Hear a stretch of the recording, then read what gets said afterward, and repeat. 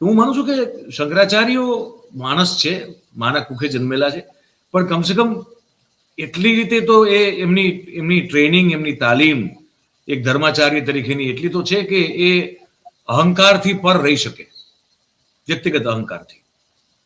એ એટલું ભણેલા છે. મીમાંસાનો ઉત્તર મીમાંસા ન આવડતી હોય તો તમે કેવી રીતે સાહેબ શંકરાચાર્યની પરીક્ષા પણ નહીં આપી શકો તમે. જો શાસ્ત્રાર્થ કરવાનો આવે 2 શિષ્યો વચ્ચે કે 4 શિષ્યો વચ્ચે શંકરાચાર્યના પદ માટે, તો ઉત્તર મીમાંસા તો ખબર નહીં, આમાંથી આપણા દર્શકોમાંથી ઘણાને કદાચ ખબર નહીં હોય, પણ એ એટલે જે ઉત્તર મીમાંસા ન જાણતો હોય તો એને માટે શાસ્ત્રાર્થ યોગ્ય પણ નથી. તો એટલું તો જે લોકો વિદ્વતા પ્રાપ્ત કરીને બેઠા છે એમને એટલી તો ખબર હશે કે અહંકાર તો એ દરેક જેને કહેવાય ને વિનાશનું મૂળ છે. એટલે હું નથી માનતો કે અહંકારથી કે કોઈ ઈગો એમનો ગવાયો હોય વ્યક્તિગત અને અવિમુક્તેશ્વરાનંદ સરસ્વતીજી બેઠા હોય.